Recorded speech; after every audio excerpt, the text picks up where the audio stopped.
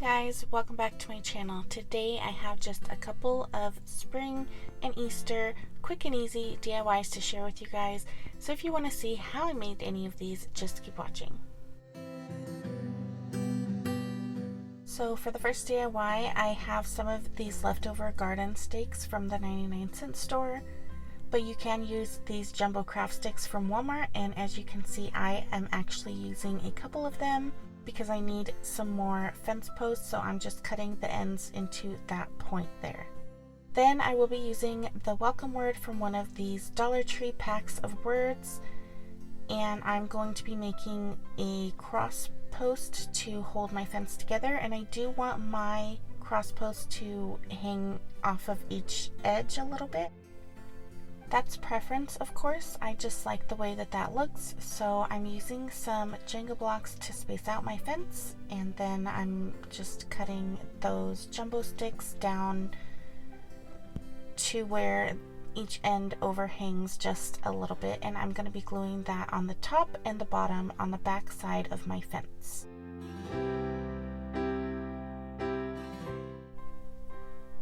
Now the front side of this, I did intend to cut those rounded edges off of those sticks. I don't know why I completely forgot to do that, but it's okay because for this project, what I'm going to be putting there, you're not going to be able to see that mess anyways. So I did take some brown paint mixed with water and I stained this, but I used way too much water, so now it looks like I didn't do anything to it. All of the color got absorbed into the wood. So I did take some brown, that acrylic paint in the color Burnt Umber, and I took a Q-tip and I sponged all around the edge of that welcome word just to give it a rusted look. And then I attempted to print out a silhouette of a bunny, but I am very much out of ink, so it only printed out in dotted lines, which luckily I was able to connect the dotted lines and cut out two bunnies. So then I took one of these bunnies, traced it onto another piece of paper, folded that paper into 3 sections, and then I just kind of traced just on the inside of my original tracing, just so I could get a smaller bunny, and then I went ahead and cut that into 3, so I had 3 bunnies that were a little bit smaller than my first 2.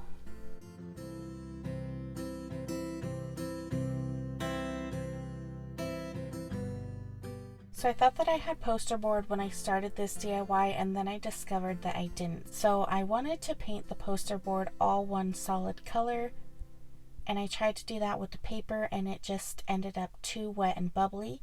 So I just went with the dry brushing because I didn't know how the white tail would show up on the white body.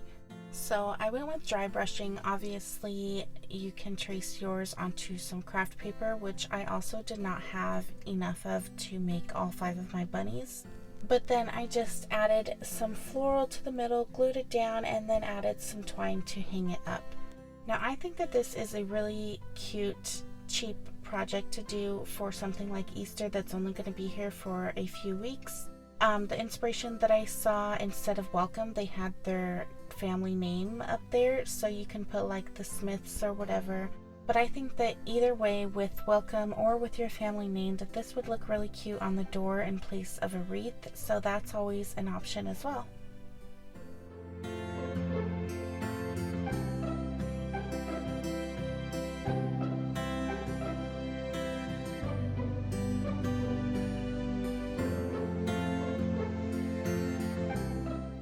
So for the next DIY, I'm using a foam board from Dollar Tree, and I'm going to be cutting out a lot of different pieces, and I will have that up on the screen with the measurements and what each piece is used for, just in case anybody wants to make this themselves. Then I'm going to be using 12 of the Jenga blocks from Dollar Tree, and I'm going to be gluing those into a rectangle, 2 on each side and 3 on the top and bottom. Then you're going to glue the foam board onto the back of the Jenga blocks, and then on the front side, just inside of each end of the of the rectangle, you're going to glue one extra Jenga block. And that's just going to help hold our word on. So that word came from Dollar Tree in the same pack with the welcome word that I used in the last DIY. Once you glue that on, you're going to flip it over and then glue the sides on. And I pushed my sides right up next to the foam board on the back, so when you glue that foam board down, just make sure that you're trying to center it. Mine was a little bit off, but that's okay. Then you're going to glue the bottom on before we move on to the roof.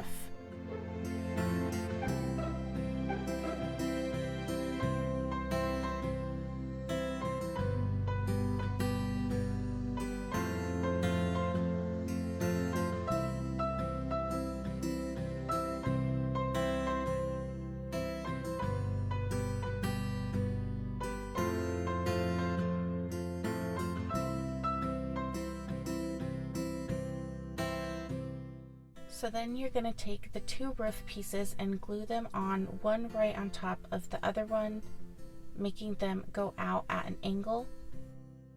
And then when you set it on there, you can glue it down just like this, but I really wanted my house sides to match up perfectly with the roof.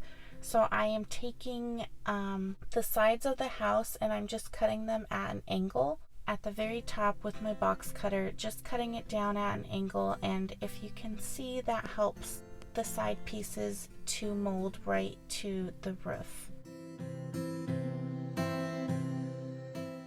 So after you glue that down, I'm going to do the same thing with the little chimney. I'm going to cut it at an angle and then I'm going to glue it onto the top, just right inside of where my side piece lines up.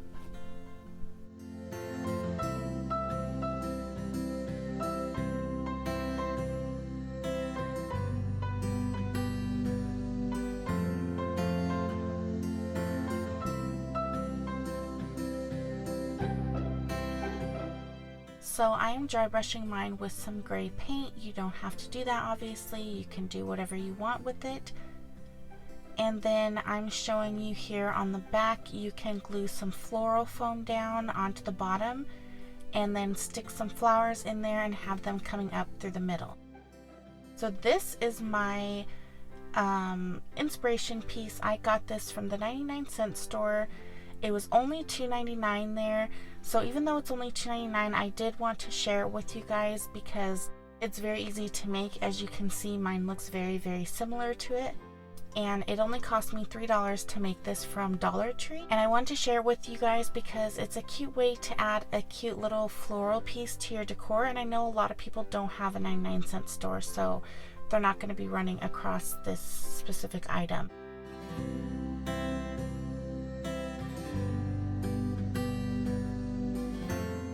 So for this wreath, I am just taking some of the main stems, cutting all of the floral off of them, and I took 3 and I just curved them into one big circle, and then I glued them together, and then I went ahead with some clear cord and just tied all those ends together just for some added security. So then I just continued with gluing the little pieces of floral round and around the wreath until I was satisfied with the way that it looked.